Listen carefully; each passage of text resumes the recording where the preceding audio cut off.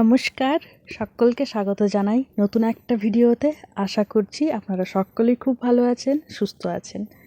আজকের এই ভিডিওটা শুরু করলাম আমাদের পাড়ার যে রাধানাম সংকীর্তন হচ্ছিল, ওখানে তো দুপুরে রাত্রে খাওয়া দাওয়া হচ্ছিল। তো আজ ভিডিওটা শুরু করলাম ওই খাওয়া দাওয়ার ওখানে বসেছি, ওইখান থেকেই দেখুন কত লোকে খেতে বসেছে। আর এই যে আমিও বসে পড়েছি একেবারে কোণাতে, পাতা পড়ে গেল, এবারে ঝটপট ঝটপট করে খাবার দাবারও পড়ে যাবে। জানেনই তো, যে দিদিদের সাথে সঙ্গ বা সবার সাথে সঙ্গ, তাদেরকে ছাড়া এই সব বাইরে বেরোনো, খেতে বসা, এগুলোর কোনো মজাও নেই আর ভালোও লাগে না।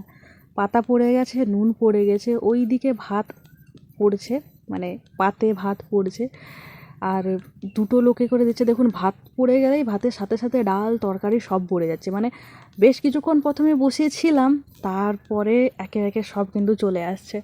আর আজকের এই ভিডিও শুরু করছি এখান থেকে। তো ভিডিওটা আজকে পুরোপুরি রাত্রিবেলা পর্যন্ত, একদম শেষ পর্যন্ত দেখুন। অনেক কিছু আজকের এই ভিডিওতে আপনাদের সাথে শেয়ার করেছি। এখানে আজকের মেনুতে কী কী ছিল দুপুরবেলা সেগুলো শেয়ার করেছি। রাত্রেবেলাটাও ভেবেছিলাম যে দেখাবো আপনাদের, কিন্তু রাত্রি হওয়ার আগেই ঘটে গেছে মহা অঘটন। আর তার থেকেও বড় অঘটন ঘটিয়ে ফেলেছি আমি। সেটা হচ্ছে কি জানেন তো, আমাদের এই অখণ্ড রাধানাম সংকীর্তনের আজকে হচ্ছে দ্বিতীয় দিন এবং শেষ দিন, মানে আজকে জাগরণ রাত্রি ছিল। তো আজকে রাত্রেবেলায় পুরো একদম জমজমাটি রাধানাম সংকীর্তন হতো, সেই সঙ্গে জমজমাটি মানে সব কিছু জমজমাটি হতো। আমরা সন্ধেবেলায় তৈরিও হয়েছিলাম, একদম সন্ধে আরতি দেখবো বলে, পুজো দেখবো বলে সন্ধেবেলায়।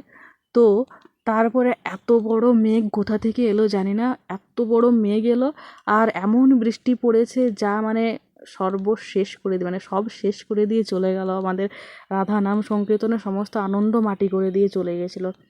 তো সেই করে আর কি প্রচণ্ড পরিমাণে মন খারাপ ছিল সকলেরই। তাও আমরা বৃষ্টি থেমে যাওয়ার পর এসেছিলাম, এসে রাধানাম সংকীর্তন বেশ ভালোই জমেছিল রাত্রি 10টার পর। সেটার ভিডিও করেছিলাম জানেন। ভিডিওটা পুরো 30 মিনিটের ভিডিও ছিল, পুরোটা রাধানাম সংকীর্তন আপনাদের সাথে শেয়ার করেছিলাম, মানে ভেবেছিলাম শেয়ার করব। সেই অনুযায়ী এডিট করাও হয়ে গেছিলো সমস্ত কিছু, ওটাতে ভয়েস ওভার দিতে হয়নি। তো এডিট করে ওটা পুরো একদম রেডি হয়ে গেছিলো, কিন্তু ওটা আপলোড করার সময় ডিলিট করে দিয়েছি না আপলোড করার আগেই ডিলিট করে দিয়েছি বুঝতে পারি না। ইউটিউবে ভিডিওটা আর আপলোড করা হয়নি। তো মানে আমার বোকামির জন্য আমার এত মাথা খারাপ হয়ে যায় একবার, যা বলার নয়। সমস্ত কিছু রেডি করেও আমি ভিডিওটা ডিলিট করে দিয়েছি। মানে এই মেমোরি খালি করার চক্করে, স্পেস পাওয়ার জন্য কখনো এরকম উল্টাপাল্টা কাজ আমি করে ফেলি, যা পরে আমাকে খুব কষ্ট দেয়, খুব মানে মানসিক আঘাত বা একটা টেনশন হয়ে যায়, এমন টেনশন হয়ে যায় যে বিরক্তি লাগে। তখন আর ইচ্ছে করে না যে ভিডিও বানাই বা ভিডিও আপলোড করি। আর এই বিরক্তিটা চলে আসলে তখন আর মানে ভিডিও করার ইচ্ছে একেবারেই হয় না। খেতে যাওয়ার আগেই দেখলাম সব দিদিরা নাচাগানা করছে, তো আমি ভাবলাম যে খেয়ে আসি, তারপর এখানে বসে দেখবো আর ভিডিও করবো। আর সব থেকে বড় কথা হচ্ছে যে আমি খেয়ে আসলে আমাকে আর কেউ নাচাতে পারবে না এই সময়, তাহলে সব নাচিয়েই ছাড়বে সবাইকে। এই দেখুন এখন মঞ্চে সবাই উঠে গেছে আর সবাই নাচ করছে রাধানাম সংকীর্তনে।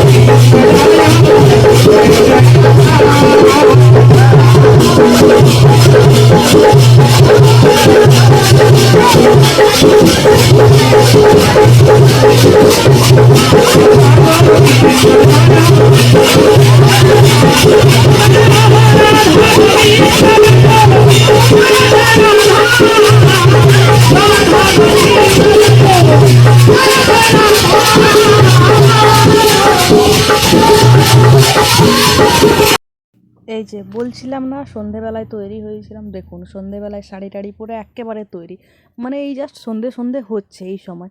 ঘরের মধ্যে ছিলাম, বুঝতে পারিনি যে মেঘ ধরে গেছে, হঠাৎ করেই মেঘ ধরেছে।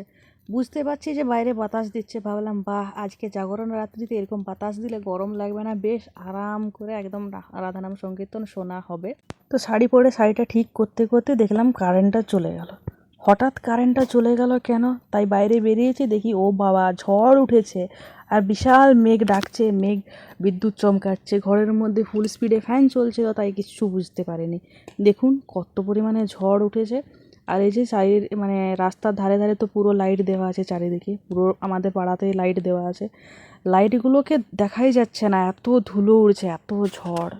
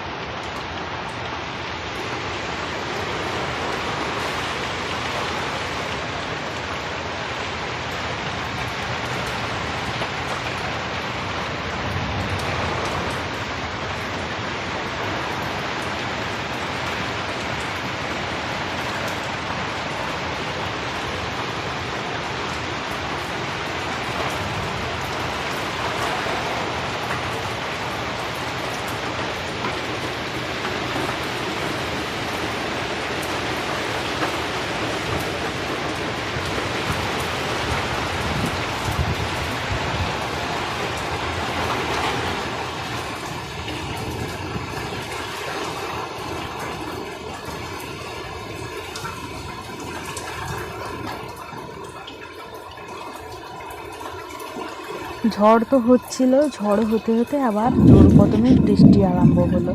এই যে বৃষ্টি পড়া আরম্ভ হয়ে গেছে। ওইদিকে তো কারেন্টের সঙ্গে কোনো সং নেই, ওইদিকে তো জেনারেটারে হরিনাম সংকীর্তন চলছে, তাই লাইটগুলো জ্বলছে, ঘরটোর পুরো অন্ধকার, বাইরে পুরো আলো, কারণ এই রাস্তার ধারে যে লাইটগুলো দেওয়া আছে এই লাইটগুলো পুরো চারিদিক আলো করে রেখেছে।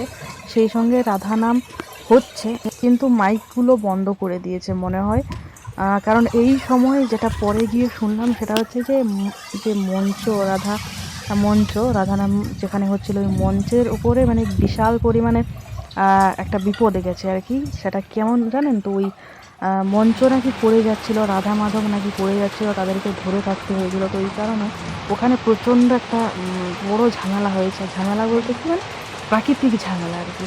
তো ওই ঝামেলা ঠেকাতে গিয়ে ওই জন্য মাইক টাইক সমস্ত কিছু বন্ধ রেখেছিল। আর এই যে দেখুন গাছের আমগুলো কেমন দুদুল দুদুল করে দুলছে, আর বৃষ্টির জল গড়িয়ে গড়িয়ে পড়ছে আমের গায়ের থেকে, দেখতে বেশ ভালো লাগছে। তবে মনটা খুবই খারাপ লাগছে, কারণ আজকে এত জমজমাটি রাধানাম সংকীর্তন হতো যা বলার নয়, কিন্তু সেই সমস্ত কিছু একেবারে শেষ করে দিল, সমস্ত কিছু শেষ, একটা প্রাকৃতিক দুর্যোগে সব শেষ। বৃষ্টি পড়েছে দেখুন, কত কত বৃষ্টি, মানে বৃষ্টি পড়ার শেষ নেই, মানে বৃষ্টি পড়েই চলেছে, বৃষ্টি যে থামবে এমনটা নয়। আমি দিদিদের বাড়ি যাব ভেবেছিলাম, কিন্তু যেতে গিয়েই তো দেখলাম যে বৃষ্টি পড়েছে এত, আর এই দেখুন রাস্তায় কত পরিমাণে জল যাচ্ছে। আজকে যে বৃষ্টি হলো তা একদম বলার নয়। রাত্রি 9:30 মতো বাজে, দিদিদের বাড়ি গেছিলাম, দিদিরা বললো চলো যাই, সবাই আসলে রেডি হয়েছিল, সবাই আমরা অপেক্ষা করছিলাম যে বৃষ্টিটা থামবে আর যাব।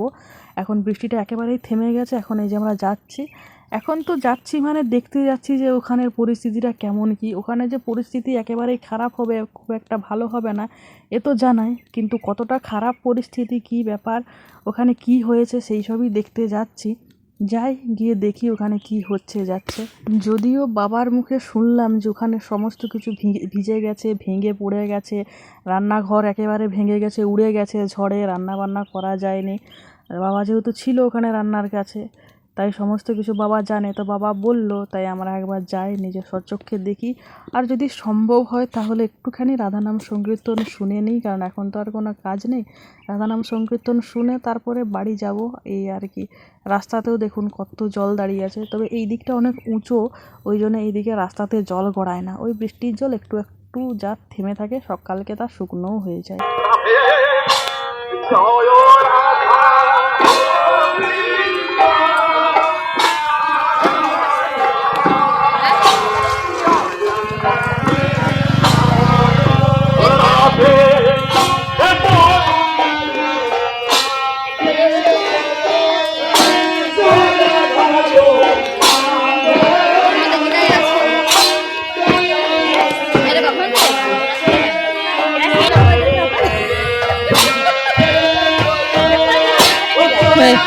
রাধা মঞ্চ পুরোপুরি ভিজে গেছে, উপর থেকে জল ফেলা হচ্ছে। আর এখানে টাটার থেকে আগত রাধা নাম মানে যে দল আর কি, নাম সংকীর্তনের দল, সেই নাম সংকীর্তনের দল নাম গাইছেন। তো আমরা উঠে করে দাঁড়ালাম। এখানে এত ঠান্ডা ঠান্ডা বাতাস দিচ্ছিল মাঠের মাঝে, তো তো পুরো একদম আমাদের কাঁপুনি লেগে যাচ্ছিলো।